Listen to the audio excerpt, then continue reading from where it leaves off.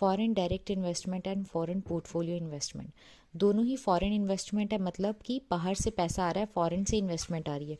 Foreign direct investment में क्या होता है, कोई फॉरेन की कंपनी या इंडिविजुअल किसी दूसरी कंट्री की कंपनी में 10% से ज़्यादा शेयर या स्टेक खरीद ले तो उसको कहते हैं फॉरेन डायरेक्ट इन्वेस्टमेंट। या कोई बाहर की कंपनी है, वो अपना मैन्युफैक्चरिंग प्लांट लगा रही है किसी दूसरी कंट्री में, उसको कहेंगे फॉरेन डायरेक्ट इन्वेस्टमेंट।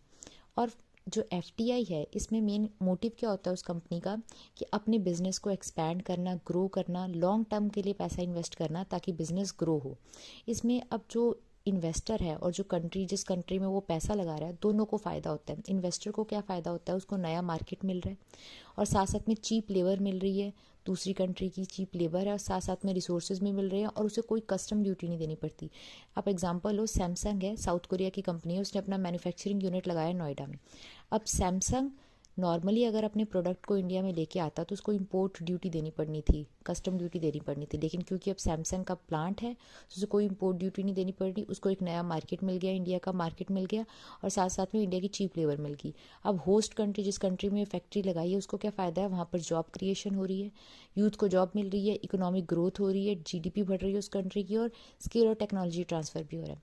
अब जो एफडीआई होती है, ये एक्टिव इन्वेस्टमेंट होती है कि जो पर्सन ने पैसा लगाया वो एक्टिवली इन्वॉल्व होता है, हाई कंट्रोल है, कम रिस्की है, डायरेक्ट इन्वेस्टमेंट है, डायरेक्टली अपना पैसा लगा रहा है या अपनी प्लांट लगा रहा है। और इन्वेस्टमेंट है वो फाइनेंशियल और फिजिकल एसेट्स दोनों भी हो सकते हैं। फाइनेंशियल एसेट्स पे मतलब 10% से ज़्यादा शेयर ले लिए, फिजिकल एसेट्स पे मतलब प्लांट अपना लगा दिया।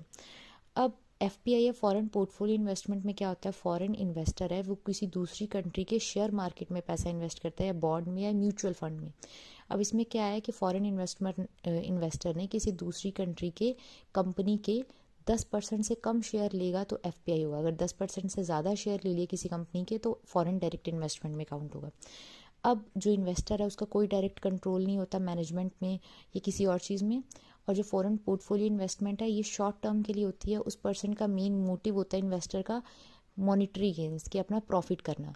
जैसे एक कंट्री में की कंपनी में पैसा लगाया, फ़ायदा हुआ, पैसा निकाल के दूसरी कंट्री की कंपनी में लगा दिया, जिसको हॉट मनी भी कहते हैं।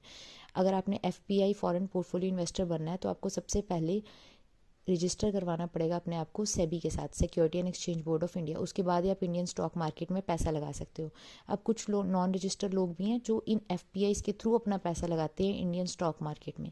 अब जो ये है पैसिव इन्वेस्टमेंट है, लो कंट्रोल है, रिस्की मनी है, इनडायरेक्ट इन्वेस्टमेंट है, और सिर्फ फाइनेंशियल एसेट्स पे ही हो सकती है, मतलब कि सिर्फ और सिर्फ शेयर, बॉन्ड या म्यूचुअल फंड्स में ही हो सकती है, कोई फिजिकल एसेट्स पे नहीं हो सकती। एग्जांपल जैसे यूएस के इन्वेस्टर ने